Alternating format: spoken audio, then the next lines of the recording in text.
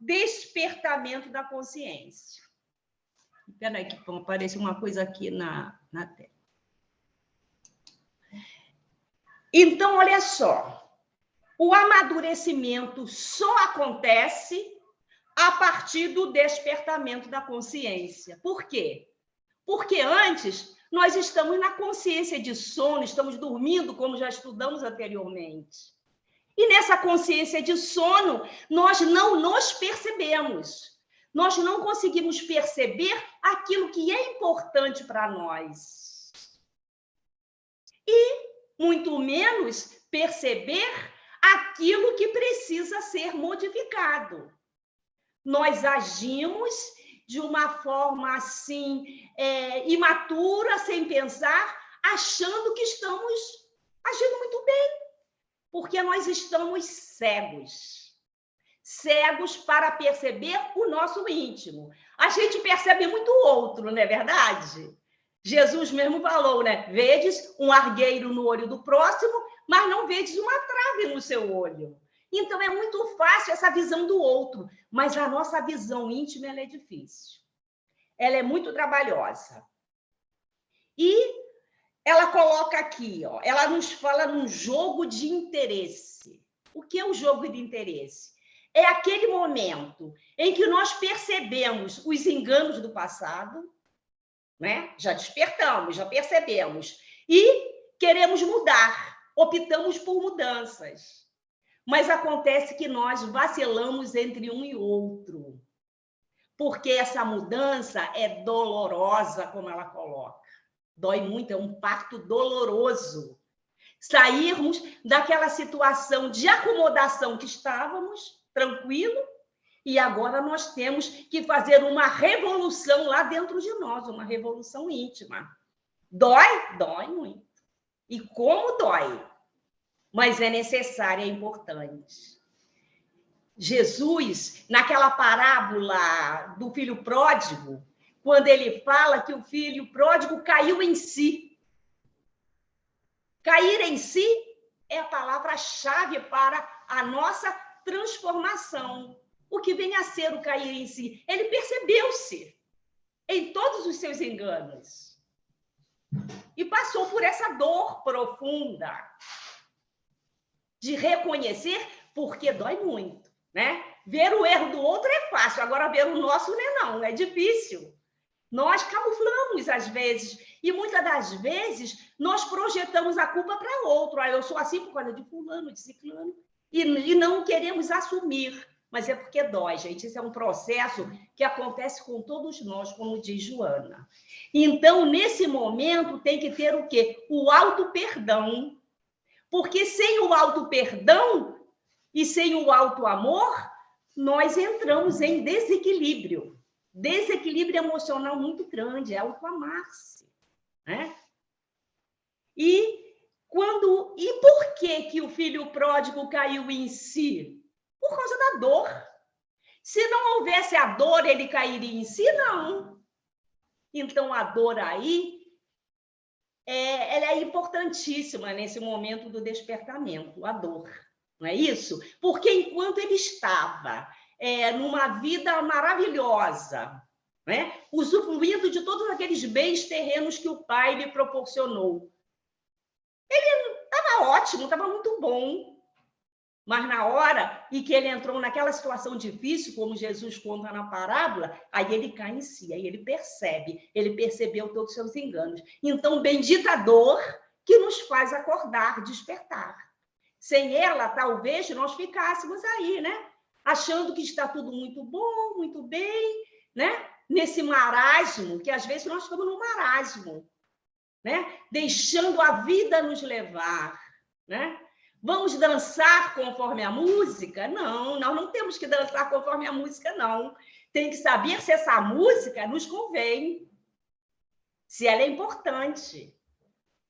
E, continuando ainda, ela nos fala, ainda, a Joana, lutas e desafios constantes fazem parte desse processo. Após o despertamento, não vamos pensar que vai ser fácil, não. nós vamos entrar em lutas e desafios constantes, né? Até entrar naquele fenômeno do automatismo da nova realidade. Até chegar a essa nova realidade vai levar tempo. Vou passar aqui para o segundo parágrafo, né? Vocês estão contando os minutos para mim? Conta, Carlos, que eu às vezes tenho dificuldade, tá? Então, o segundo parágrafo diz assim: trata-se de uma luta sem quartel. O que quer dizer isso? Uma luta sem tempo determinado. Eu vou realizar a minha reforma íntima em 1 ano. Será? Não, gente. Cada um é cada um. Cada qual com as suas dificuldades, com as suas condições íntimas. É uma luta sem quartel, como ela diz, em razão dos impulsos cristalizados que já foi feito. Que impulsos cristalizados são esses? Aquilo que nós já trazemos em nós, às vezes até de encarnações passadas. Já está cristalizado. Então, não vai ser fácil. A luta vai ser maior. O tempo indeterminado. Talvez só consigamos realmente, em sua totalidade, aquilo que queremos mudar em nós numa próxima encarnação. Pode ser que essa seja... A minha, por exemplo, eu tenho pouco tempo aqui. Eu não sei se vai dar, não, né? O meu tempo está escasso. O Marcelo tem muito tempo aí, né? A Carla, a Valéria, todo mundo aí tem muito tempo, mas eu e Raulino não temos muito tempo, né, Raulino? Então, temos que nos apressar nesse trabalho. Talvez, mas se eu conseguir na outra, que bom, maravilhoso, muito bom. Então, ele diz assim, vamos continuar, senão eu acho que eu já avancei bem no tempo. Vamos para o terceiro parágrafo. Ela diz assim, nesse tentame, pode o indivíduo pecar por excesso de qualquer natureza, ou abandonar a experiência nova para entregar-se ao amolecimento. Olha só, ela fala em equilíbrio, nem excesso e nem amolecimento. Equilíbrio. Ela deixou bem claro, né, no título, esforço para equilibrar-se. É o meio termo. Temos que saber até onde nós podemos ir, sem exageros, sem radicalismo. E nesse processo de amadurecimento, nós vamos cair muitas vezes. Não vamos pensar que vai ser assim, eu vou levantar e sair, né? Voando. Não, nós vamos cair. Mas se cair, diz Joana, levante-se e continue, né? Não é para desanimar. As quedas não têm por objetivo nos levar ao desânimo. As quedas, elas têm por objetivo nos alertar para que possamos evitar novas quedas.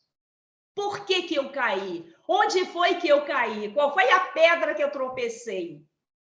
Né? Isso é importante. E ela diz mais. Ou dedicar-se exaustivamente, irracionalmente à anelada conquista. Dedicar-se exaustivamente. Isso não leva a nada. A exaustão não vai levar ao que nós queremos. Irracionalmente, não, tem que ser tudo muito bem raciocinado. Até onde eu posso ir? O que eu já consegui? O que eu já consegui? Isso serve o quê? De motivação para continuarmos. A partir daqui eu não estou conseguindo, então vamos aguardar um tempo. Deixa eu me fortalecer espiritualmente para continuar.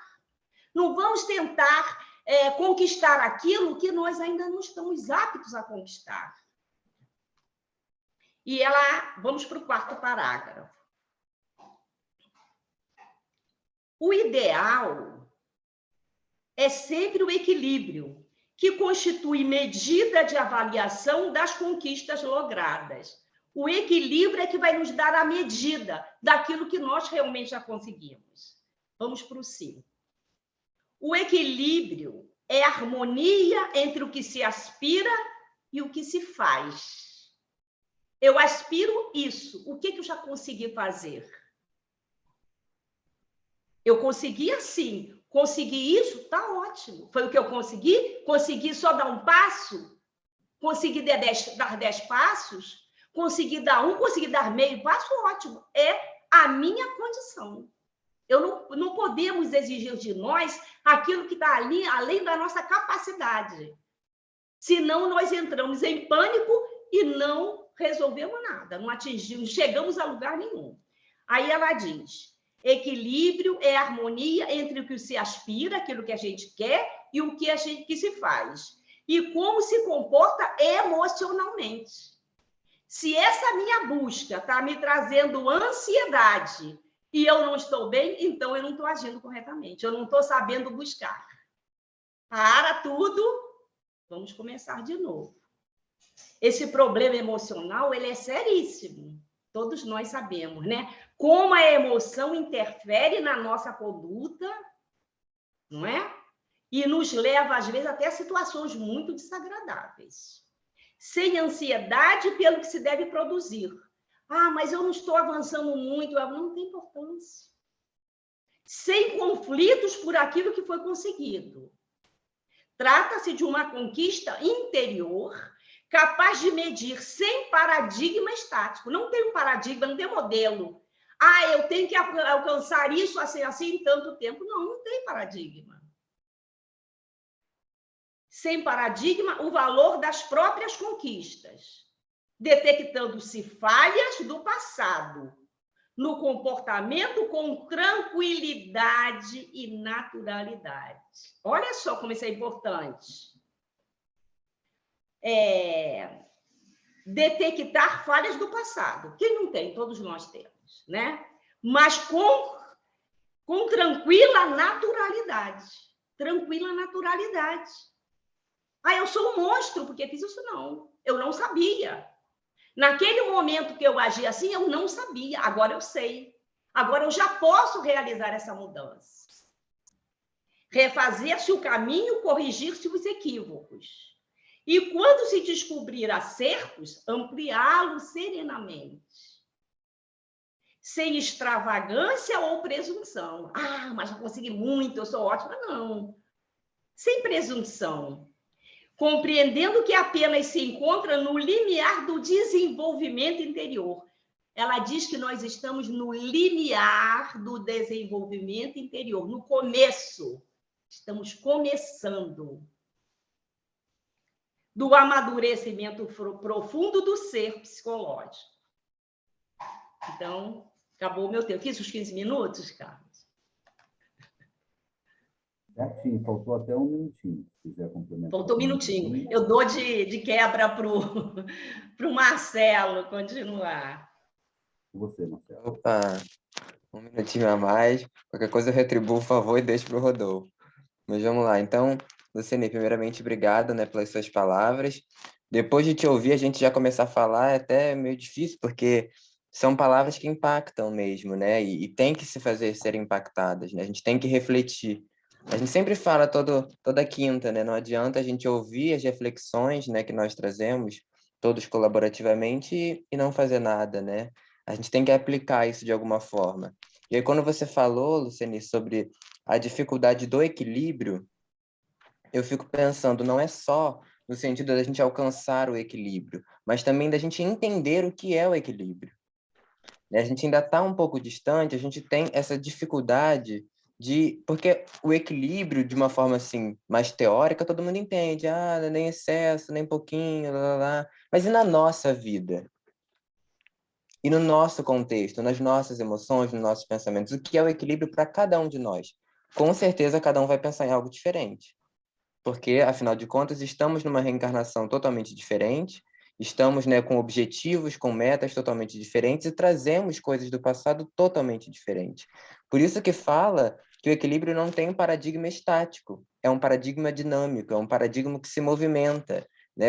A cada momento é outra forma de se entender o equilíbrio. Hoje, para mim, o equilíbrio vai ser uma coisa, daqui a 10 anos vai ser outra, porque eu vou ter mudado, né? Se Deus quiser. Enfim, então, né, a ideia é que a gente possa ir percebendo esse equilíbrio de uma forma bem dinâmica, né? Então, muito bom. E aí Joana continua dizendo que o equilíbrio, né, é a identificação dos recursos adormecidos no inconsciente.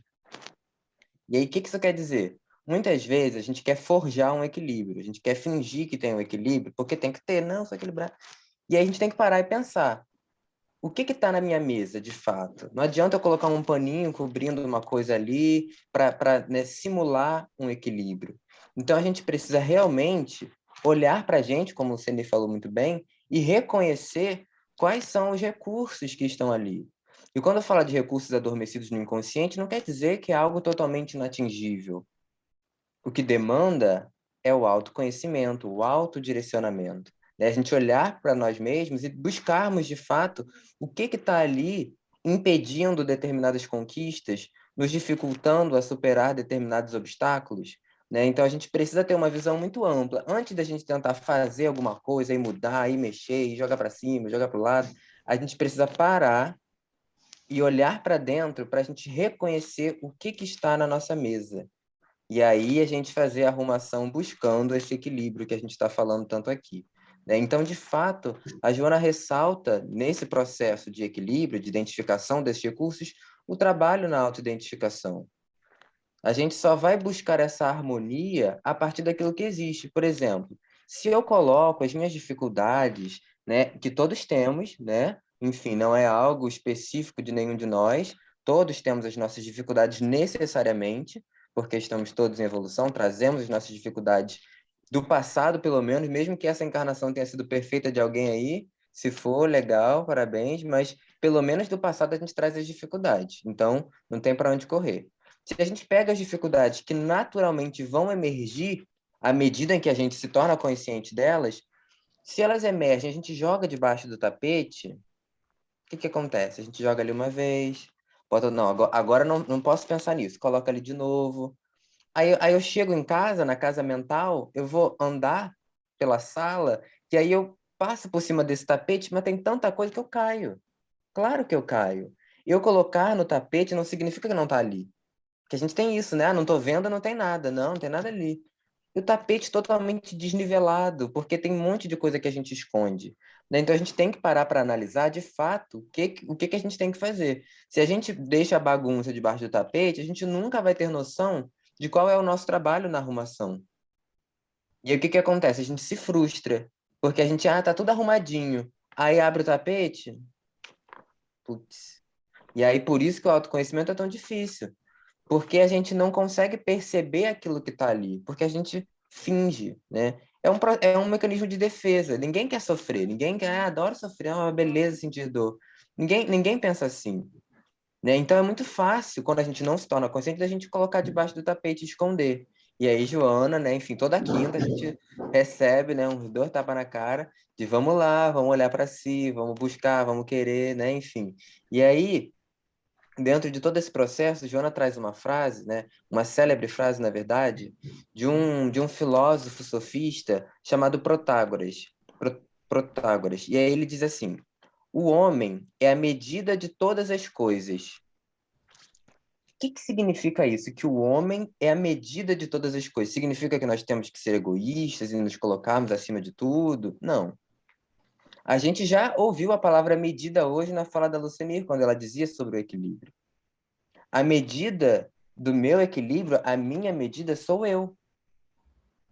É o exemplo que a Luciane deu sobre dançar conforme a música. Pera aí, que música é essa que está tocando? Quem botou essa música para tocar? Que ritmo é esse que está ditando a música? Né? Então, nós temos que ser a medida da nossa vida. Né? Então, Protágoras traz né, há muito tempo, na Grécia Antiga, traz esse conhecimento justamente dizendo sobre essa subjetividade. O que é subjetivo? É aquilo que é relativo, que depende, que vai de cada um. Então, talvez para mim, fazer determinada coisa seja realmente muito bom e me traga o equilíbrio. Para outra pessoa, pode totalmente desequilibrá-la. A mesma coisa. Então, não tem receita de bolo. Não dá para a gente se basear, né, na resposta do coleguinho da prova. A gente tem que olhar para a nossa prova, que são questões diferentes. Né? E nós temos conhecimentos diferentes, experiências diferentes, cada um estudou de um jeito. Não dá para a gente se basear no que o outro está fazendo. Né? Então, Joana, né, claro, traz essa afirmativa para que a gente possa pensar enquanto seres relativos e subjetivos, cada um com o seu, né, que a gente precisa então desenvolver, né, e essa é uma visão que Protágoras sempre trouxe, precisamos desenvolver a nossa própria opinião e os nossos próprios pensamentos. Não dá para se guiar no que as outras pessoas falam. A gente ouve, a gente considera, a gente pondera, mas a gente não guia cegamente ou irracionalmente, como foi dito, aquilo que vem do outro, porque aquilo diz respeito ao processo evolutivo do outro. Todos nós temos o mesmo início e o mesmo fim, mas o meio é diferente. O caminho de cada um é singular. O que vai me levar ao caminho reto pode ao outro desviá-lo. E a gente precisa ter noção disso para a gente até viver em sociedade, né? Então, a proposta que Protágoras trazia é da gente construir cada um o seu mundo e produzir a sua história, né? E dentro dessa visão, inclusive, Protágoras foi muito criticado, né, assim, no sentido religioso, porque eram pensamentos, né, voltados para a verdade de cada um, não mais a verdade absoluta que nós enfrentamos ao longo de toda a história, né? Uma grande verdade, uma verdade com V maiúsculo que todos temos que seguir. Protágoras auxilia a romper com essa ideia de que cada um tem a sua realidade. Por exemplo, se a gente falar aqui em elevador, você fala assim, vamos andar de elevador ali? Algumas pessoas vão começar a ter sintomas fisiológicos de ansiedade, porque não gostam de andar de elevador. Por que que outras pessoas não vão ter?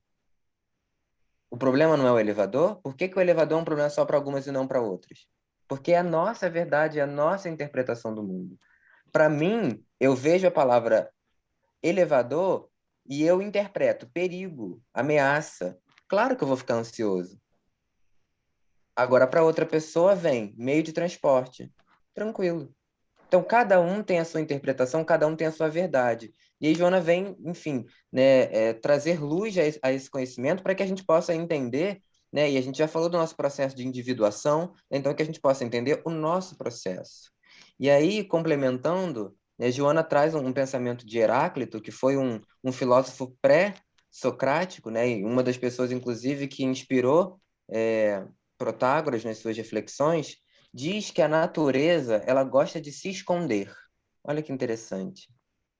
A natureza ela é oculta. Se a natureza ela é oculta, o que que a gente tem que fazer? Buscar encontrá-la, buscar reconhecê-la.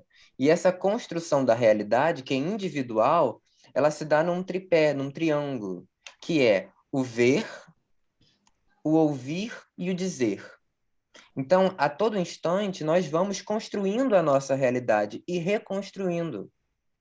Então, a realidade que eu tenho hoje, a visão que eu tenho hoje, não é a mesma coisa, enfim, que eu tive 5 anos atrás. Parem para pensar na vida de vocês 5 anos atrás. Vocês tinham os mesmos ideais, as mesmas vontades, os mesmos desejos? Provavelmente não. Se tiver, cabe até uma reflexão, mas eu estou avançando, né? Acho que quem foi idêntico de 30 anos para trás e agora, eu acho que tem muita reflexão a fazer, né? Sem querer criticar ninguém, é claro, mas no sentido de que é algo que nos envolve a todos, né? Ninguém aqui atingiu a perfeição para falar, não, mas eu já achei a doutrina espírita e agora acabou, agora é só descansar. Não tem isso, né?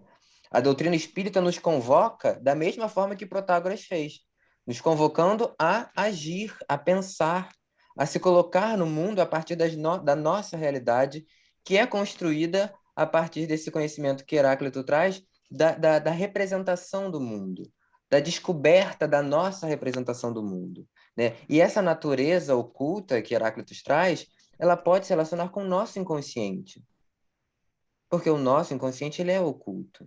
Ninguém aqui tem acesso pleno ao inconsciente o tempo todo. Nós não temos o véu do esquecimento, não tem um objetivo, né, da gente esquecer. Então, quando a gente pensa em todos os processos reencarnacionistas, por exemplo, né, muito bem retratados na série de André Luiz, né, a gente fala assim, poxa, mas eu queria tanto lembrar, né, ajuda. Porque você vai com a missão. Não, eu tenho a missão de fazer isso aqui. Você encarna. Fala, meu Deus, mas eu vou chegar lá, vou esquecer, né? E aí, esse inconsciente que nos traz, que nós trazemos do passado, é uma forma de nós nos mantermos no caminho que nós escolhemos. É uma força. Só que a gente precisa ouvir essa força, a gente precisa se atentar a esse inconsciente. A gente precisa olhar para si, para isso primeiro, né? Então, esse inconsciente, ele traz dentro desses objetivos, né, que inclusive pautado muito no que Heráclito traz, desse triângulo que eu falei, é da gente alcançar o limite do olhar, a capacidade do dizer e a faculdade de ouvir. Porque muitas vezes a gente fica quieto, a gente não fala, não se expressa, não estou fazendo bem. Mas espera aí, eu não sou um agente transformador da minha história? Como que eu faço isso? Como é que eu produzo a minha história se eu não me coloco? Se eu não falo? Fica complicado, né? E aí a gente está indo conforme a música. Então a gente precisa parar e pensar nisso, né? E aí quando a gente pensa, né, retomando essa frase de Protágoras, que Joana, né, traz mais uma vez, falando que o homem é essa medida, né? E aí a gente entende que, na verdade, a gente fala desse homem como o que restou, digamos, o que sobrou desse processo de evolução. Por que que a verdade de hoje é totalmente diferente da verdade, não só minha, mas da verdade que foi colocada pela sociedade de 30 anos atrás, de 50 anos atrás? Né? Por exemplo, se a gente pensar na homofobia, no racismo, como era 50 anos atrás, 100 anos atrás, totalmente diferente. A verdade, a realidade foi se construindo, né? Enfim, dentro desses pensamentos filosóficos que Joana traz, inclusive está aquele, né, que é dito que um ser não pode mergulhar, eu acho até que a gente já falou isso aqui, se não me engano foi Rodolfo, não pode mergulhar no mesmo rio duas vezes, porque o rio já é outro e nós já somos outros também. Né? Então, esse processo é constante, esse processo de mudança é constante. E aí, quando a gente fala desse homem à medida, é claro que a gente vai esbarrar nesse conceito da transformação da sociedade. A nossa conversa que nós estamos tendo aqui não seria possível 200 anos atrás. Seria totalmente diferente, não haveria esse propósito. E daqui a 200 anos a gente vai estar falando outra coisa, porque a realidade vai se transformando, né? E aí, para não me atentar muito, não sei se eu já comi o 1 minuto do Rodolfo, também me perdi muito no horário. Também eu coloquei o cronômetro no celular e esqueci de dar o iniciar. Muito bom. Então não adiantou muito, né? Mas, enfim, então, continuando, a gente pensa nesse processo de reconstrução, né, dentro do processo evolutivo como a autoconscientização. E a autoconscientização é o reconhecimento das etapas sucessivas reencarnacionistas. A gente entender, então, que, poxa, se eu falo desse processo histórico de construção, eu estou falando de mim em outras encarnações também. Eu não nasci agora, eu não surgi agora. Então, o meu processo, ele é igualmente transitório, ele é igualmente dentro desse conhecimento de que o homem é a medida das coisas. Não digo só dessa minha encarnação, mas da minha construção milenar. Né? Então, é esse conhecimento que vai nos auxiliando a entender aonde que a gente quer chegar com equilíbrio. Né? E aí, Joana nos traz que as leis do equilíbrio, elas são para tudo na natureza, etc. E aí, quando a gente fala, especialmente, né, na série psicológica, aqui na nossa conversa, no nosso objetivo, quando a gente fala da questão moral, como que se dá o equilíbrio na questão da moral? E aí, Joana diz que é a capacidade de medir se os valores que são adequados à paz interior e à necessidade de prosseguir evoluindo. Cada ser vai ter uma necessidade diferente, vai ter um valor diferente. Então, eu preciso olhar para mim para buscar o equilíbrio. Eu não preciso ouvir apenas o que está fora e, não, equilíbrio é o quê? Dormir 8 horas por dia, beber tantos litros d'água, né, blá, blá, blá. Não tem regra. A gente precisa se conhecer para entender o que que me traz essa paz interior. Porque eu posso falar, tô fazendo muita coisa em relação à faculdade, sei lá, ao trabalho, mas será que sem aquilo eu fico pior? Cada um vai ter uma postura diante disso. Cada um vai, eu não me coloco na minha família, porque a minha família briga muito, se eu falo determinada coisa, já é uma discussão, então eu fico quieto. E a sua colocação dentro do mundo? Né? E como é que vai surgir um equilíbrio de algo que não é verdadeiro? Como é que vai surgir um equilíbrio de algo que a gente está forjando, que a gente está simulando? Então a gente precisa olhar cada um para si mesmo e entender quais são os mecanismos, quais são as ferramentas, os recursos que estão ali adormecidos para nós buscarmos e ativá-los. E aí sim continuar nesse esforço para buscar o equilíbrio. Né? Então acho que a minha parte fica aqui, acho que eu não passei muito, mas enfim, então vamos dar continuidade, né, com o nosso amigo Rodolfo.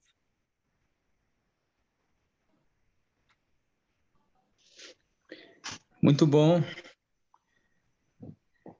Carlos, por favor, Carlos, pode compartilhar aí o vídeo?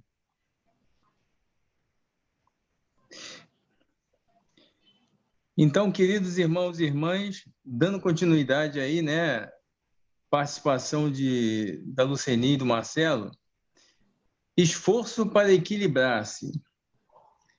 Primeiramente, a gente tem que entender, saber o que nos leva a se desequilibrar. Porque Joana está sendo, ela não está se referindo àqueles cometimentos diários que todos nós passamos no nosso dia a dia. Né, que me desequilibra a falta de dinheiro, me desequilibra uma ofensa, me desequilibra várias e várias situações. Não é isso que ela está falando. A questão aí, sabe, do esforço de equilibrar-se é muito mais profunda. Então, veja bem, o equilibrar-se aí é justamente, ou melhor, o desequilibrar na visão de Joana é justamente você não se ocupar com aquilo que te compete responsabilidade e dever, que está ligado diretamente à sua evolução, entendeu? É você literalmente acreditar que evoluir é deixar o barco correr, entendeu? Não é isso. Então, assim, entendeu? A partir do momento que você realmente reconhece a necessidade da sua participação no seu processo evolutivo, você já enfraquece e atenua o próprio desequilíbrio, entendeu? Vamos dizer assim, entendeu? Você se põe no eixo, você entra no roteiro, entendeu? Você assume realmente o leme do teu barco. Então, assim, nós vivemos, como a Luceni falou, né, no estado de consciência de sono. E nesse estado, entendeu? Sabe, nós não éramos tanto cobrados, exigindo, né, um equilíbrio por conta da imaturidade psicológica, entendeu? Mas a partir do momento em que nós realmente adentramos, temos contato com uma doutrina espírita profundamente esclarecedora, a imaturidade psicológica tem os dias contados, entendeu? E o oposto da imaturidade psicológica é os primeiros passos na maturidade psicológica. E na maturidade psicológica, realmente, nós temos que realmente assumir o protagonismo, a responsabilidade do nosso processo evolutivo, da nossa evolução. Tá? Pode passar, por favor, Carlos. O esforço para equilibrar-se é o meio eficaz para a autorrealização, o prosseguir desperto. Então, assim, é justamente isso, maturidade psicológica.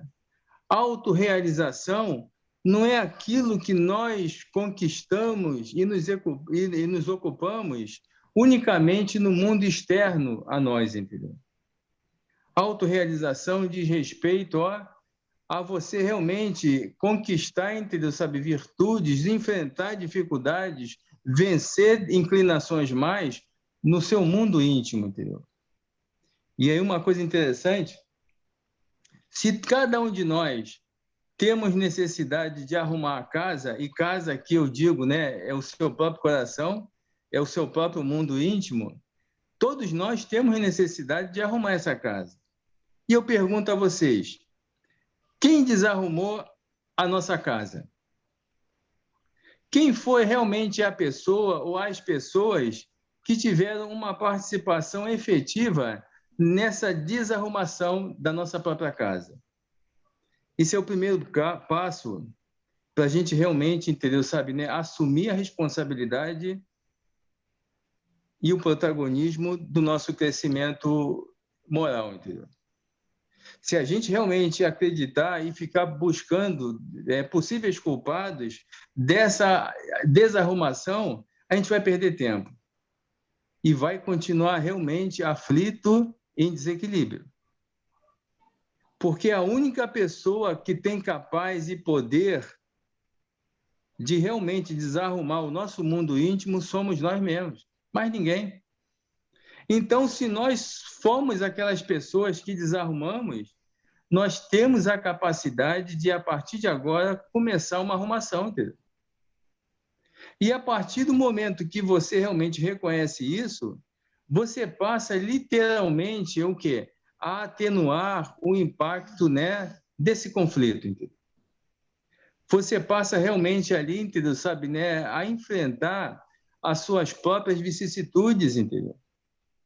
Não tem mais aquela prerrogativa, entendeu? Sabe, né, aquele ensaio de procurar culpados, entendeu? Não é fácil, mas é algo realmente possível e altamente benéfico e terapêutico, entendeu? Carlos, por favor, Carlos. O trabalho externo é realizado no tempo horizontal. Ao lado dele, outros surgem que passam a utilizar-se do tempo vertical, que é limitado, porque... Opa, deixa eu pegar o óculos aqui, entendeu?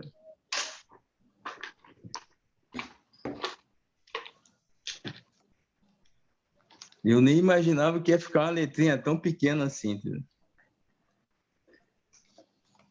Porque caracterizado como de natureza interna. Então, nós observamos aí que Joana fala de dois movimentos, né? O tempo horizontal, ele caracteriza o quê? A ocupação do trabalho, remunerado ou não, entendeu? Né? E aquele tempo vertical é justamente o quê?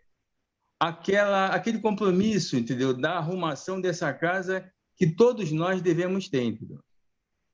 Então, assim, esse tempo horizontal, se for devidamente ocupado, né, e realizado com amor, com comprometimento, ele realmente colabora muito e acrescenta muita força no tempo vertical, entendeu?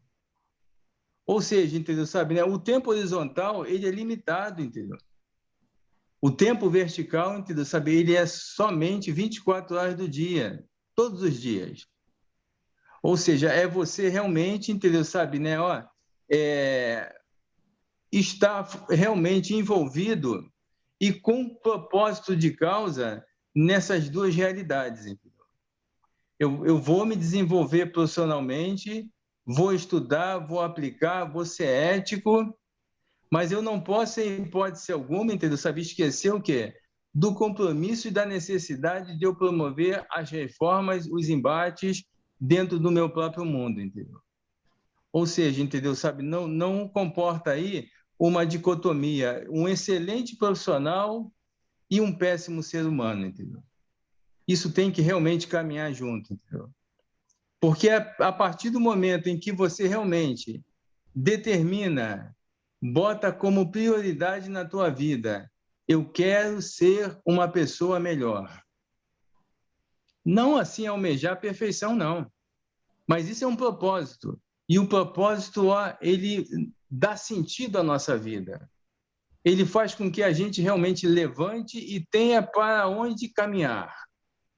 Porque se nós não temos conhecimento e muito menos lucidez para onde nós devemos ir, a gente aceita qualquer caminho, entendeu? E aceitar qualquer caminho realmente é, na maioria das vezes, não cumprir com aquele roteiro que compete você realmente acrescentar e colocar em prática, entendeu? Carlos, por favor, Carlos. O trabalho de qualquer natureza, quando enobrecido pelos sentimentos, é o amor em atividade. E o sentido, entendeu, profundo, né, do trabalho, entendeu? O que seria realmente o homem, entendeu, sabe, né, o ser humano sem a participação efetiva do trabalho? E eu não falo somente do trabalho remunerado, não, entendeu? Porque trabalho, no sentido ontológico da palavra, é tudo aquilo que ocupa o homem para produzir algo e modificar a própria natureza, entendeu? Então, quando a gente realmente está se ocupando, lavando uma louça, ali tem ocupação, entendeu? Ali tem trabalho, entendeu? Porque a partir daquele cenário, entendeu? Daquela louça suja, um ser humano se posiciona ali e começa realmente a se utilizar de várias e várias habilidades para que realmente altere, transforme aquela realidade ali. Se antes aquela louça suja e através do trabalho humano ele tem a capacidade ou ela tem a capacidade de transformar aquele cenário. Entendeu? E fazendo isso, não é unicamente, não somente uma atividade mecânica, entendeu? Mas realmente desenvolve, entendeu, determinadas habilidades que naturalmente colaboram direta ou indiretamente para que ele ou ela tenha respaldo, força, capacidade de conquistar determinadas situações e condições na vida. Carlos, por favor, Carlos. O equilíbrio que se aude enquanto se serve permanece como marca de progresso, como lição viva do despertar, não se fatigando nem se deprimindo quando não sucederem os propósitos conforme anelados. Então, a ocupação nobre no bem é algo assim que corresponde e naturalmente fortalece e clarifica o nosso propósito, entendeu? Porque se ocupar realmente no mal é algo extremamente, entendeu? Sabe, ruim para quem se ocupa nele, entendeu? E a gente realmente tem que ter, assim, noção do que é o mal, para que a gente, na hora que se apresente uma chance, uma oportunidade de nós realmente escurecermos a nossa oportunidade de vida fazendo mal, a gente não, repila, não, isso eu não quero não, entendeu? Então aqui, entendeu? O equilíbrio realmente ele surge, ele se consolida, ele se mantém fazendo bem. Entendeu? Então assim, entendeu? Sabe, é algo realmente que colabora, que esclarece, que nos fortalece, entendeu? Sabe, no entendimento e justamente na caminhada a atingir o nosso propósito, entendeu? Então, assim, não, eu vou deixar de fazer, de ser bom, de ser caridoso, porque eu me deparo com muita gente realmente, entendeu? Sabe, ingrata, entendeu? Está no Evangelho, entendeu? Né? Isso tem muito mais egoísmo do que desprendimento, do que solidariedade. Então, a própria ocupação no bem é algo extremamente fortalecedor, entendeu? Porque quando a gente está ocupado em fazer o bem, é como realmente regar, cuidar, entendeu? Sabe, de uma determinada planta. E todos nós, né? Dentro do nosso psiquismo, nós podemos fazer a seguinte analogia. Entendeu? Nós somos jardineiros e jardineiras. Nós cuidamos do nosso jardim. E aí, quando nós cedemos a um impulso negativo, nós nada mais estamos fazendo do que realmente cuidar, regar, tratar das nossas inclinações negativas, entendeu? Por outro lado, quando realmente algo bom, né, em nós é por nós cuidado, quando a gente se esforça no bem, a gente promove, a gente cuida daquilo que é em nós promissor e pode realmente, entendeu, se tornar uma árvore frondosa, entendeu? Então, isso aí é uma ideia, entendeu, sabe, né, dos nossos irmãos orientais. Quando cedemos a toda e qualquer tendência negativa, nós nada mais estamos fazendo do que cuidar de tudo aquilo que existe em nós, que nos mantém em desequilíbrio, que nos mantém em sofrimento. Pode passar, por favor. E aí, né, mais uma vez, lá com os nossos irmãos e irmãs do Oriente, né, o Tai Chi Chuan, entendeu? Né, quem tiver aí, entendeu, sabe, né, interesse, é uma arte, né, é uma milenar. E aí tem aí, entendeu, sabe, os movimentos, na maioria das vezes são expressões assim que se assemelham, né, a movimentos de animais. Isso trabalha, entendeu, sabe, o autocontrole, a autorrealização, a respiração, e é justamente isso que a gente realmente precisa, entendeu? Né? Se o mundo lá fora se mantém agitado, acelerado, cada um de nós tem que realmente aprender a não permitir que essa agitação interna, externa, ela realmente adentre e faça realmente, campo no nosso mundo interno, entendeu? Porque existe uma diferença. Se o mundo lá fora é agitado e o mundo aqui dentro é agitado, é porque nós desconhecemos a nossa capacidade de nos mantermos realmente em harmonia, equilibrados, impedindo realmente que as tempestades externas realmente adentrem no nosso terreno íntimo. Pode passar, por favor. A existência física é mais do que automatismos, constituindo-se um apaixonante devir, que se conquista etapa a etapa, até culminar na autoconsciência. E esse conceito de devir é um conceito de Heráclito, como o Marcelo lembrou muito bem, um pré-socrático, né, que veio antes de Sócrates. E devir quer dizer o seguinte, entendeu? É uma eterna transformação, entendeu? Nada no universo, incluindo nós, a natureza, porque somos, né, segundo os nossos irmãos caiçaras, os nossos irmãos índios, né, o Krenak, nós somos natureza, entendeu? Então, a nossa relação com o universo tem que ser uma relação de proximidade, de natureza. E devir realmente significa o quê? Uma eterna transformação. Nada se encontra estático. Tudo realmente se encontra em movimento, e em superação e em transformação para uma situação melhor, entendeu? Mas veja bem, não é simplesmente reconhecer isso e cruzar os braços e aguardar que o próprio tempo se encarregue de fazer o trabalho que nos compete fazer em nós, entendeu? Porque a partir do momento que cada um de nós tem conhecimento desse processo, isso de alguma forma já estanca, reduz o desequilíbrio, entendeu? E nos leva realmente a assumir a responsabilidade que compete a cada um de nós.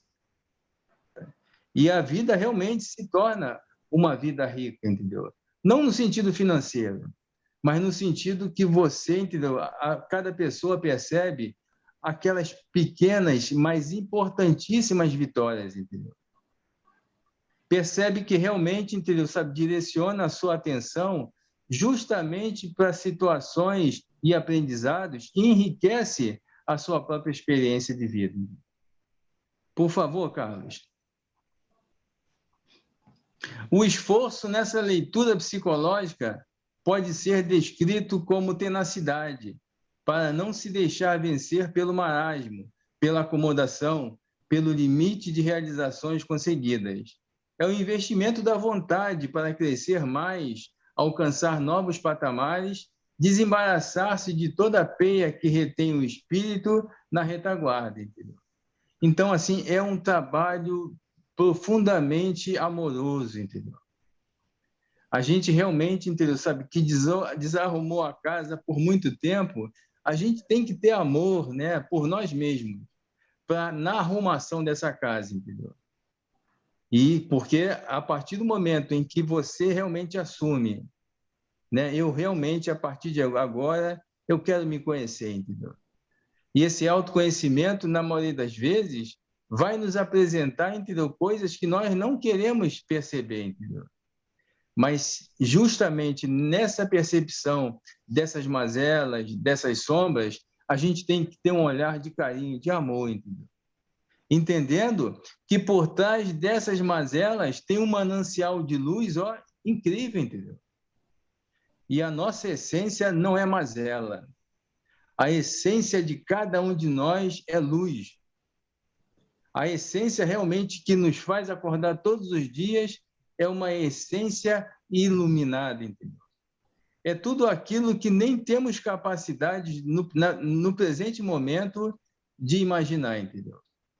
É o reino de Deus em nós, entendeu? Que pode estar, entendeu, temporariamente encoberto pelas mazelas que criamos, pela sujeira que realmente, né, nos tempos da ignorância nós acumulamos, entendeu? Mas por trás de todo esse lixo tem algo assim bom, entendeu? Tem aquilo que realmente somos e seremos por toda a eternidade. Por favor, Carlos. E aí, entendeu, sabe, né? Para fechar, entendeu, sabe? A natureza é um livro aberto, né? E a gente ganharia muito se tivesse assim, entendeu, sabe, né? Momentos assim de contemplar a natureza.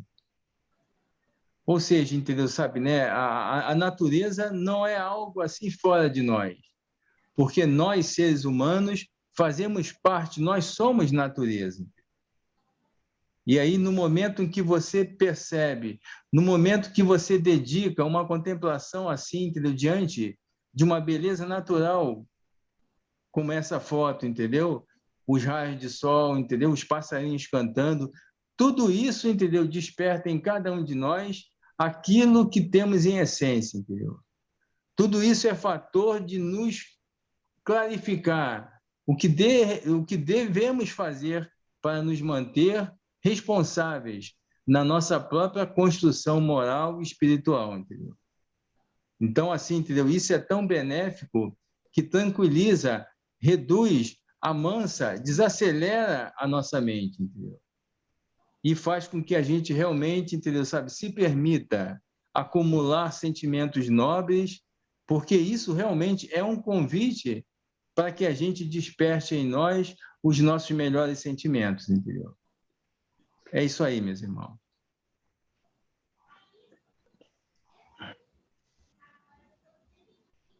Bem, amigos, vamos com isso. Com a exposição terceira do Rodolfo, nós finalizamos a primeira etapa do nosso estudo e passamos, então, agora para a segunda etapa, que são os comentários, perguntas. Então, fiquem à vontade, quem quiser pode levantar a mão ou sinalizar com o próprio aplicativo a mãozinha levantada, que eu vou selecionando aqui. Alguém gostaria de ser o primeiro? Amigo, só para lembrar de interromper a gravação. Obrigado, Marcelo.